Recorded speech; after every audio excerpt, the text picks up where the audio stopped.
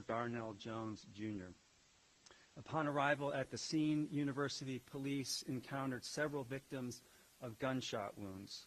The shootings occurred on a bus full of students returning from a field trip. 3 of the victims did not survive. They were Devin Chandler, a second year from Virginia Beach, Virginia, Lavelle Davis, a third-year student from Ridgeville, South Carolina, and Deshaun Perry, a fourth-year student from Miami, Florida. All 3 were members of the football team. 2 other students were wounded and are being treated for injuries at the UVA Medical Center. 1 is in good condition, 1 is in critical condition. In order to protect their privacy, we are not releasing their names at this moment. The families of all the victims have been notified, and the university is providing any and every available assistance. I have spoken with 4 of the families, and I spoke directly to the student who is in good condition. Law enforcement, including university police, local law enforcement agencies, and Virginia State Police, continue their search for the suspect and will not stop until he is found. They have, however, lifted the shelter-in-place order following an exhaustive building-by-building search of grounds and are confident that the suspect has left the area.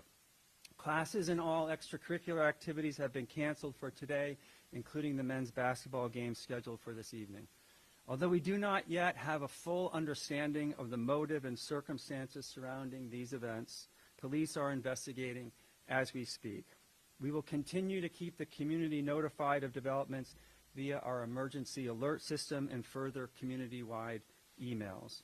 I'm grateful to law enforcement for their response and to our community for facilitating their work with what I realize has been a long shelter-in-place order. This is an unimaginably sad day for our community. The entire university community is grieving this morning. My heart is broken for the victims and their families and for all those who knew and loved them, and they are all in my prayers. As I've said before, when I see our students, I see my own kids. And I cannot imagine anything worse for a parent than to lose a child. Please know we will do everything we can to honor their lives, and will come together soon as a community to mourn these losses. In the meantime, if you need help, especially our students, please don't hesitate to reach out to the resources listed in the email I sent early this morning. And please reach out to each other and lend each other an ear and a shoulder, even if virtually. This is an extraordinarily difficult day for our community, and we need to comfort and support each other and those closest to the victims of this horrendous shooting. Thank you, and now I'd like to turn it over to Chief Longo.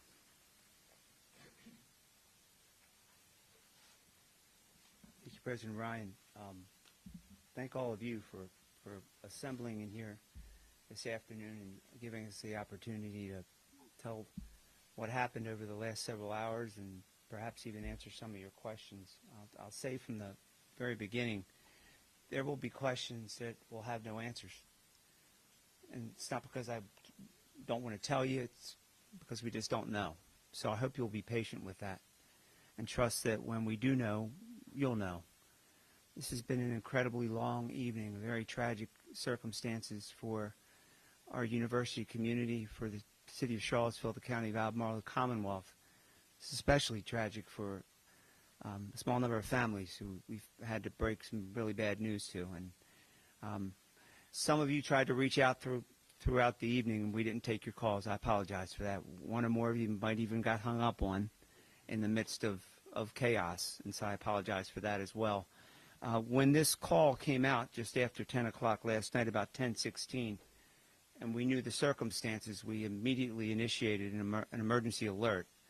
Everyone with a UVA email address and a cell phone number that we have access to gets that alert, and that alert is sent out by our Office of Emergency Management. It's updated every 15 minutes, which is as much information as we can provide. And since 10:16 up until just about 30 minutes ago, our students were sheltered where they were, and more than 500 of them were sheltered in buildings throughout grounds, studying in libraries, classrooms, and other places. And they've cooperated with the directive that they received, and we're very grateful for that as well. And fortunately, we've been able to lift that alert. As President Ryan mentioned, we thanks to the partnership of our City of Charlottesville partners, County of Albemarle, the Virginia State Police, our federal partners, the ATF, the FBI, the U.S. Marshal Service, a host of law enforcement officers who came to us to help secure a scene, search for evidence, process that scene for evidence, and now secure our grounds. While we did the exhaustive search to the very best of our abilities, we're reasonably confident that the person responsible for this tragedy is not on our grounds. But make no mistake about it, we will find him wherever he is and bring the resources of every federal law enforcement agency in this nation who has the capacity and the ability to look for him beyond our boundaries. And if he's in the Commonwealth of Virginia, the people that are standing behind me will engage in that search as well.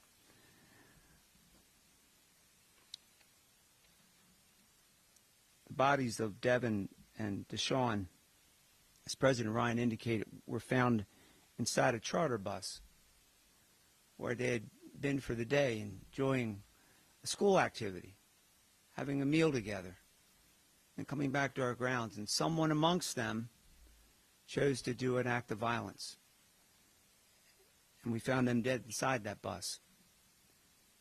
And for hours, we had to process a crime scene. And I know I don't have to tell you how difficult that is for a family to not know, to see email chatter and social media. And boy, we did our best to try to keep up with that, to let people know what we knew and what we were trying to do. And hopefully now that we've caught up, we'll be able to continue to share that message to the many families across this world that have young people here at our university, to let them know that their young people are okay and that there will be people here for many days to take care of them.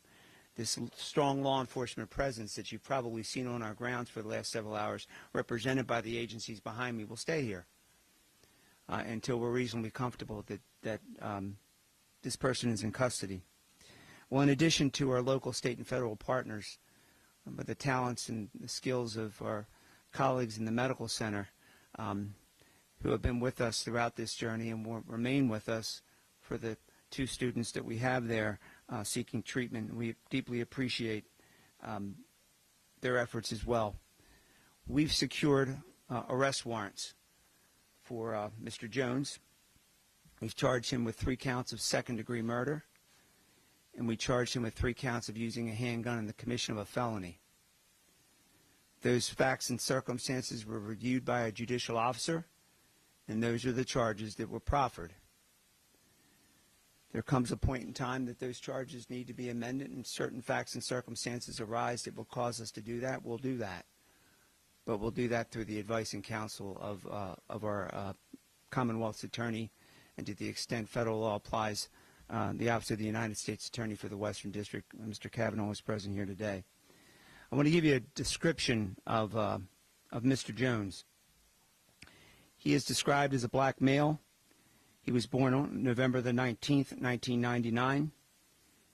When he was last seen on our grounds, he was wearing a burgundy jacket, blue jeans, and red shoes. We believe he's driving a black SUV bearing Virginia registration.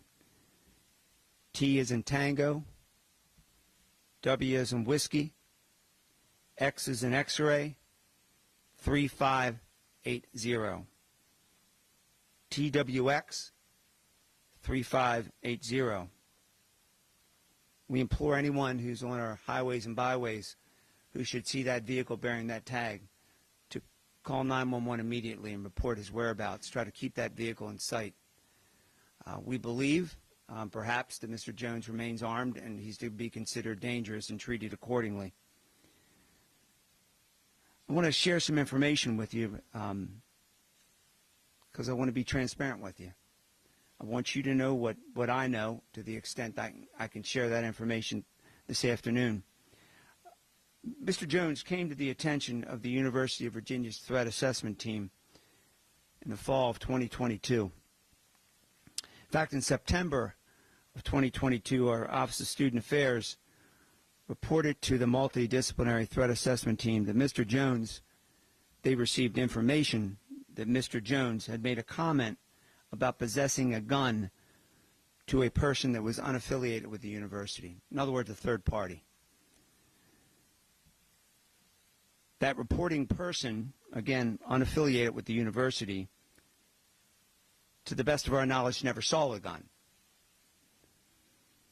The comment about Mr. Jones owning a gun was not made in conjunction with any threats. The Office of Student Affairs followed up with the reporting person and made efforts to contact Mr. Jones. In fact, they followed up with Mr. Jones' roommate, who did not report seeing the presence of a weapon. Pardon me.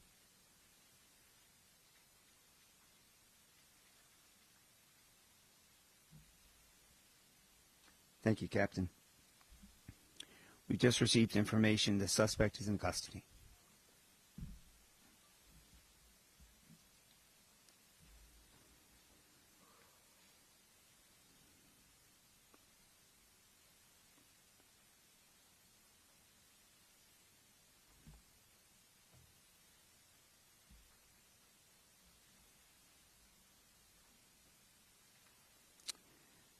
Just need a moment to thank God. Breathe a sigh of relief. Mr. Jones also had come to the attention of our threat assessment team because he was involved in a hazing investigation of some sort. I don't know the facts and circumstances of that investigation. I know that it was eventually closed due to witnesses that would not cooperate with the process. But through the course of the threat assessment team's investigation, we learned of a prior criminal incident involving a concealed weapon violation that occurred outside the city of Charlottesville in February of 2021. What's interesting about that case is he's required as a student at the University of Virginia to report that, and he never did. And so the university has taken appropriate administrative charges through the university's Judiciary Council, and that matter is still pending adjudication. I thought it important to share that information with you, to let you know that he had been called to our attention, and to answer any questions you might have about that. I want you to hear that. I want you to hear that from me, not hear it from someone else. So I'll stop there, and we'll take any questions that you might have. I'll call him out. We have time for a couple questions. Chief or President, can you discuss where the field trip was going, the affiliation of the people that were on that bus and on that field trip, and if the suspect was part of that trip or stepped onto the bus?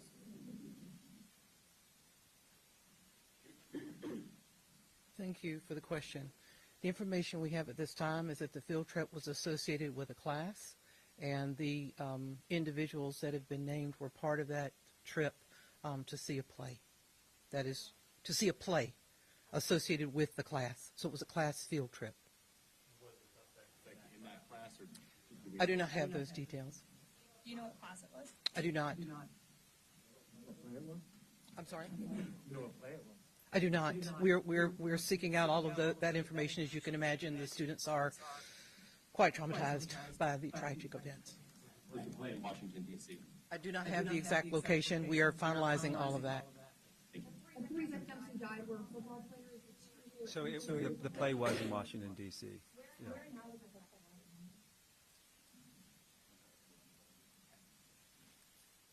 I have not been shared that information yet, and it will come a point in time when we will share that information, I'm sure, but now is not the most appropriate time.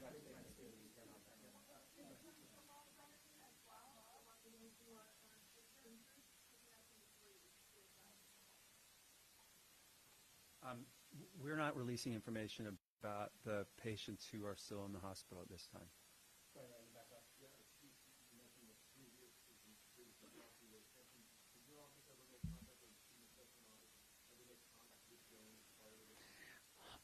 I can't speak for student affairs. The University Police Department had no contact with this. The University Police Department is one of many people that's on that multidisciplinary threat assessment team, and we provide some of the background with respect to individuals that come before that team, but to my knowledge, we did not have any contact with Mr. Jones with regard to that incident.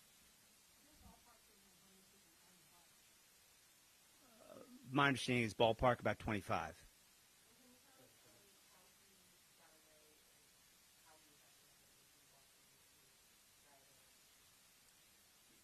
don't know how he got away or how it was that he fled the scene, and I don't have information with respect to how he was apprehended.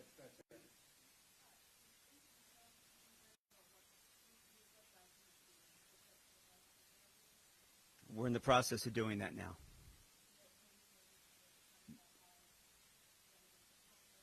Yeah, not at this time. When and where did the third victim die? Who found dead on the bus? Third victim was transported to the medical center and died there.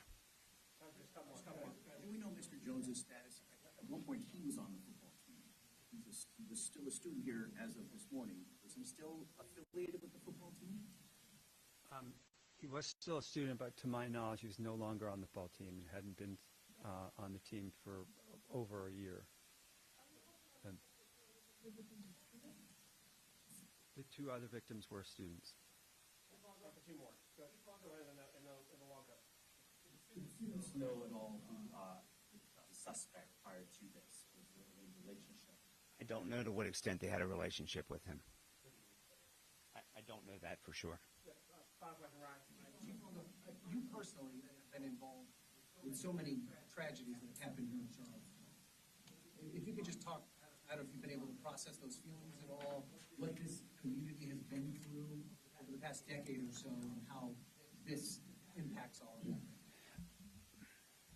that. I don't know that I've really had time to process that to the extent that you speak of. I can tell you that the people that are standing behind me now,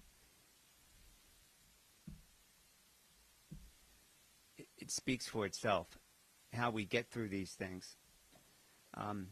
These agencies that are represented here were on these grounds very quickly.